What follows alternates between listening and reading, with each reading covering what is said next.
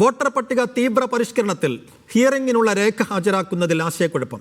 2002 ലിസ്റ്റുമായി mapping ചെയ്യാനാവാത്തവർ ജനന തീയതി, ജനന സ്ഥലം തെളിയിക്കുന്ന രേഖ ഹാജരാക്കണമെന്നാണ് നിർദ്ദേശം.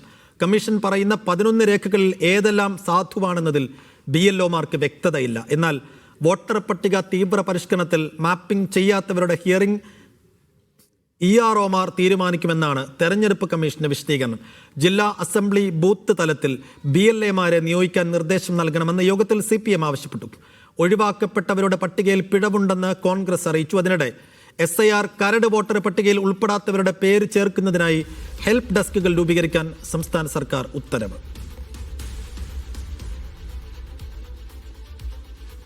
പൊളിറ്റിക്കൽ പാർട്ടീസ് ലെവലിൽ തന്നെ BLA 1 ഡിസ്ട്രിക്ട് ലെവലിലുണ്ട്. ഉണ്ടെങ്കിലും ഇപ്പോൾ പ്രാബല്യത്തിൽ ഇല്ല. അത് താങ്കൾ വെച്ചാൽ മതി സർ. വെച്ചാൽ മതി. അതെ ആ, ഡിസ്ട്രിക്ട് ലെവലിൽ വെക്കുന്നതോടൊപ്പം തന്നെ അത് ERA ലെവലിലും അത് പ്രശ്നമില്ല സർ. താങ്കൾക്ക് തീരുമാനിക്കാം. ഡിസ്ട്രിക്ട് ലെവലിൽ വേണമെങ്കിൽ വെക്കാം, LSC ലെവലിൽ വേണമെങ്കിൽ വെക്കാം. നമുക്ക് ബുദ്ധിമുട്ടൊന്നും വെക്കാം. അപ്പൊ അങ്ങനെ ഒരു ഡയറക്ഷൻ പോകണം. അത് കൊടുക്കാം സർ. അത് വന്നു കഴിഞ്ഞാൽ പ്രോപ്പറായിട്ട് അവിടെ ഇന്റർവ്യൂ ചെയ്യാം സർ. അത് BLA ആണ് സർ. BLA 1 and 2 ആയിട്ടാണ് നമ്മൾ ഇപ്പോൾ കാണുന്നത്. BLA 1 ഡിസ്ട്രിക്ട് ലെവലില്, BLA 2 ബൂത്ത് ലെവലിലാണ്. അതിനിടയ്ക്ക് വേണമെങ്കിൽ ഇടയ്ക്ക് വേണം. ആയിക്കോട്ടെ. അസംബ്ലിയാണ് ഇപ്പൊ പൊളിറ്റിക്കൽ പാർട്ടീസിന്റെ കൺവീനിയൻസ്. അതാണ്. Okay, fine sir. അസംബ്ലി ലെവലിൽ കൂടി വെക്കണം. BLA 3 ആയിട്ട് നമുക്ക് 3 ആയിട്ട് വെക്കണം. അങ്ങനെ വന്നു കഴിഞ്ഞാൽ വളരെ എളുപ്പം കാര്യങ്ങൾ ഡീൽ ചെയ്യാനും ഒക്കെ സോർട്ട് ഔട്ട് ചെയ്യാനും സാധിക്കും. ഈ രൂപത്തിലേക്ക് കുറച്ചുകൂടി മാറ്റങ്ങൾ വരുത്തി നമുക്ക് മുന്നോട്ട് പോകാൻ സാധിച്ചാൽ നമുക്ക് ഏറെക്കുറെ കാര്യങ്ങൾ നിർവഹിക്കാൻ സാധിക്കുമെന്നാണ് ഞങ്ങളുടെ വിശ്വാസം. ആ രൂപത്തിൽ ഉള്ള മാറ്റങ്ങൾ കൂടി വേണമെന്നാണ് എനിക്ക് പറയാനുള്ളത്. ഇത്രയും. കൂടുതൽ വിശദാംശങ്ങളുമായി സഫ്വാൻ VP. സഫ്വാൻ, ഈ മാപ്പിംഗ് ചെയ്യാൻ കഴിയാത്തവരുടെ അടക്കം കാര്യങ്ങളിൽ വലിയ അവ്യക്തതയും ആശയക്കുഴപ്പവും തുടരുന്നതിനിടെയാണ് രാഷ്ട്രീയ പാർട്ടി പ്രതിനിധികളും ഇലക്ഷൻ കമ്മീഷനും തമ്മിലുള്ള കൂടിക്കാഴ്ച വീണ്ടും നടന്നത്. അതിൽ എന്തെല്ലാം ആക്ഷേപങ്ങളും ആശങ്കകളുമാണ് രാഷ്ട്രീയ പാർട്ടി പ്രതിനിധികൾ ഉന്നയിച്ചത്? ഇലക്ഷൻ കമ്മീഷന്റെ മറുപടി എന്തായിരുന്നു കമ്മീഷണറുടെ? സൈഫുദ്ദീൻ, ഈ മാപ്പിംഗ് ചെയ്യാനാവാത്തവരുടെ പട്ടിക പുറത്തു വിടണമെന്നായിരുന്നു രാഷ്ട്രീയ പാർട്ടികളുടെ പ്രധാനപ്പെട്ട ആവശ്യം. ഈ ആവശ്യം ഒരു ഭാഗികമായി തെരഞ്ഞെടുപ്പ് കമ്മീഷൻ അംഗീകരിച്ചിട്ടുണ്ട്. ഈ പട്ടിക രാഷ്ട്രീയ പാർട്ടികൾക്ക് പ്രിന്റഡായി നൽകും. BLAമാർക്ക് പ്രിന്റഡായി നൽകും. അതിനപ്പുറത്തേക്ക് ഇത് വെബ്സൈറ്റിൽ പ്രസിദ്ധീകരിക്കാൻ കഴിയില്ല എന്നൊരു നിർദ്ദേശമാണ് തെരഞ്ഞെടുപ്പ് കമ്മീഷൻ നൽകിയിട്ടുള്ളത്. അതുമായി ബന്ധപ്പെട്ടുള്ള പ്രധാനപ്പെട്ട ഒരു ആശങ്ക എന്ന് പറയുന്നത് ഹിയറിംഗ് എന്ന് നടക്കും. ഹിയറിംഗുമായി ബന്ധപ്പെട്ടുള്ള നടപടിക്രമങ്ങൾ കമ്മീഷൻ എപ്പോൾ പൂർത്തിയാക്കുമെന്ന് BLOമാർക്ക് ആശയക്കുഴപ്പമുണ്ടായിരുന്നു. അതിലും കമ്മീഷൻ പറയുന്ന ഒരു മറുപടി EROമാർ, അതത് പ്രദേശങ്ങളിലെ EROമാർ സാഹചര്യങ്ങൾ അനുസരിച്ച് ഇതിന്റെ നടപടിക്രമങ്ങൾ പൂർത്തീകരിക്കും.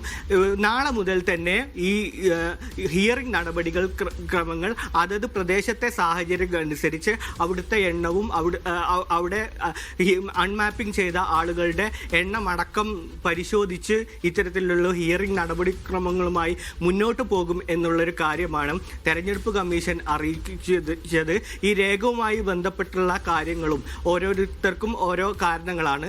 അതനുസരിച്ചുള്ള കൃത്യമായ നിർദ്ദേശം BLOമാർക്കും EROമാർക്കും നൽകിയിട്ടുണ്ട്. അതനുസരിച്ചുള്ള പ്രവർത്തനങ്ങൾ നാളെ മുതൽ തന്നെ ഹിയറിംഗിനുള്ള നടപടിക്രമങ്ങൾ ആരംഭിക്കുമെന്നാണ് രാഷ്ട്രീയ പാർട്ടികൾ തെരഞ്ഞെടുപ്പ് കമ്മീഷനെ അറിയിച്ചിട്ടുള്ളത്. മറ്റൊരു പ്രധാനപ്പെട്ട കാര്യം, നേരത്തെ ഒഴിവാക്കപ്പെട്ട പട്ടികയുമായി ബന്ധപ്പെട്ടുള്ള ഒരുപാട് ചോദ്യങ്ങൾ നേരത്തെ തന്നെ ഉണ്ടായിരുന്നു. അതിൽ ഉദാഹരണ സഹിതം, അതായത് അതിലെ പിഴവുകൾ സഹിതം ഇന്ന് രാഷ്ട്രീയ പാർട്ടികൾ മുഖ്യ തെരഞ്ഞെടുപ്പ് ഓഫീസറെ ബോധ്യപ്പെടുത്തി. കാരണം പല ബൂത്തുകളിലും ഈ ജീവിച്ചിരിക്കുന്ന ആളുകൾ മരിച്ചവരായി രേഖപ്പെടുത്തിയ നിരവധി സംഭവങ്ങൾ CPMും കോൺഗ്രസും അടക്കമുള്ള രാഷ്ട്രീയ പാർട്ടികൾ ഉദാഹരണ സഹിതം തന്നെ തങ്ങളുടെ ബൂത്തിലെ ലിസ്റ്റ് വായിച്ച് തന്നെ കമ്മീഷനെ ബോധ്യപ്പെടുത്തി.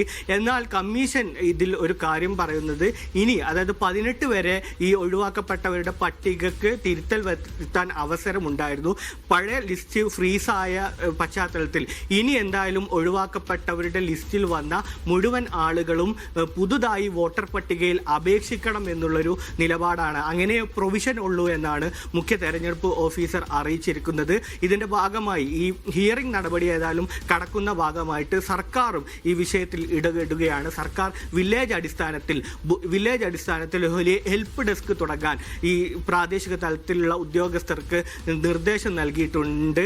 അതുമായി ബന്ധപ്പെട്ട് ഇനി ഹിയറിംഗ് നടപടികളൊക്കെ ആരംഭിക്കുന്ന ഒരു പശ്ചാത്തലത്തിൽ ഈ ഹെൽപ്പ് ഡെസ്ക് മുഖേന കാര്യങ്ങൾ മുന്നോട്ട് പോകണം, പൊതുജനങ്ങളെ സഹായിക്കണം എന്നുള്ളൊരു ഭാഗമായിട്ട് സംസ്ഥാന സർക്കാരും ഈ ഭാഗത്തിന് ഭാഗമായിട്ട് വില്ലേജ് അടിസ്ഥാനത്തിൽ ഒരു ഹെൽപ്പ് ഡെസ്ക് സംവിധാനം തുടങ്ങിയിട്ടുണ്ട്.